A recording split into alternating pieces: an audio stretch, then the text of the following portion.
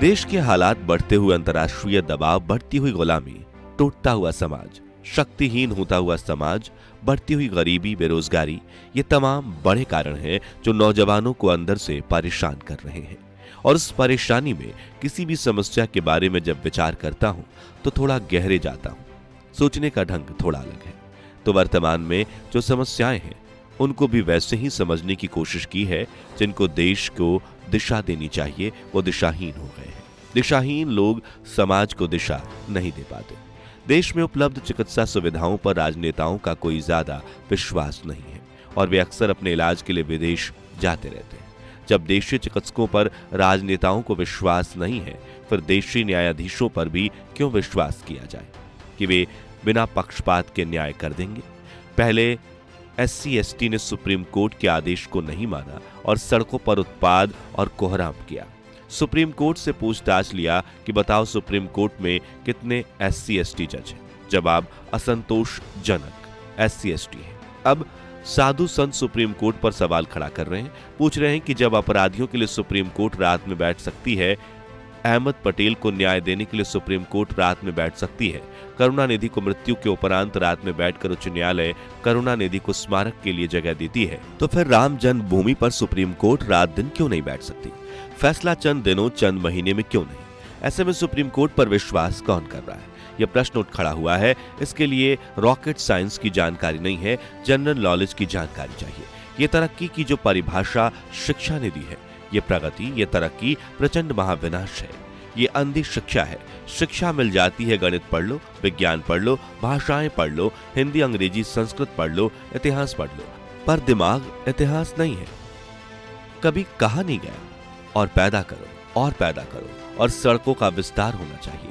पहाड़ों को काट दो, नदियों पे बांध बना दो, पेड़ों को काट दो, जमीन से जितना निकाल सकते हो निकाल लो, सागरों का दोहन करो, क्योंकि लालच बहुत बड़ी है। इतना लालच पसरा हुआ है, इस पर जरा लगाम लगाओ। पर आदमी इसको रोकने को तैयार नहीं है। आदमी कह रहा है मैं मरने को तैयार हूं, पर लालच नहीं छोड़ूंगा। मरते हैं तो मर जाएं, पर भोगते भोगते मरेंगे। मन को इतना होश रहता नहीं है कि क्षण भर को रुक करके अपने आप को भी तो देख ले। आत्मज्ञान नहीं होता। इसलिए इस संदेश शिक्षा व्यवस्था से जब आदमी निकलता है तो वैसा ही होता है। जो जितना शिक्षित है वो उतना झूठा, उतना ही बर्बर है कि ये सब बर्बाद करने पर लगे हुए हैं। जिस पर खुश होते हो ना कि बहुत तरक्की हो रही है, ये प्रगति नहीं, महाविनाश है। सिर्फ सपनों से कुछ नहीं होता, सफलता प्रयासों से प्राप्त होती है। Praveen Kumar Kesari, BCom, LLB, MA RD, advocate, जिला संयोजक, झारखंड आंदोलनकारी मंच, गढ़वा। संपादकीय। झारखंड स्थापना दिवस की यह वार्षिक पत्रिका मानव प्रकृति को अभिव्यक्ति करता है। हर कोई कुछ ना कुछ बनना चाहता है। करियर बहुत मायने रखता है। इसमें सफल होने के लिए कड़ी मेहनत की जाती है, संघर्ष की जाती है। जीवन में अतिरिक्त अर्थ बनाने के लिए लगभग रोज भारी दबाव महसूस करते हैं। आज के दौर में 4 लफ्ज बोल देने, एक हस्ताक्षर कर देने, एक फोटो खिंचवा लेने जैसे कामों से लाखों रुपए मिल जाते हैं। कुछ लोगों का व्यापार ऐसा है कि वे बैठे बिठाए एक दिन में सैकड़ों करोड़ों रुपए कमा लेते हैं। कई लोग सरकारी दफ्तरों में पूरी जिंदगी कुर्सी तोड़ने और तनख्वाह, पेंशन उठाने के अलावा कोई काम नहीं करते हैं, लेकिन तनख्वाह लाख रुपए महीना है। अपनी आजादी का बुद्धिमानी से उपयोग करते हैं। जीवन को फ्लैट, गाड़ी, मोबाइल, महंगे कपड़ों के चक्र में फंसाकर व्यर्थ करते हैं और इसे विकास की संज्ञा देते हैं। लेकिन समाज में क्या योगदान करते हैं?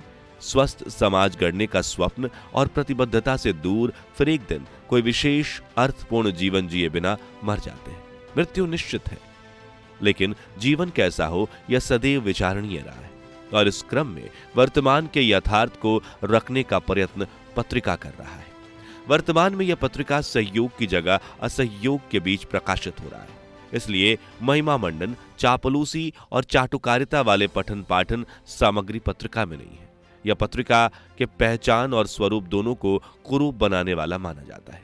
बावजूद इसके पत्रिका के विषय वस्तु की दिशा में केंद्र और राज्य सरकार की योजनाओं ने पत्रिका की सार्थकता, उपयोगिता और सामर्थ्य को बढ़ाने का काम किया है।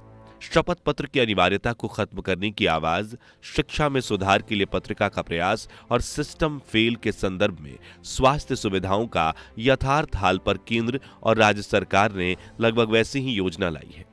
आयुष्मान भारत की परिकल्पना निर्धन, असहाय और अस्वस्थ के जीवन की रक्षा करना है, जिसकी परिकल्पना के आसपास लेखक का दिलो दिमाग था।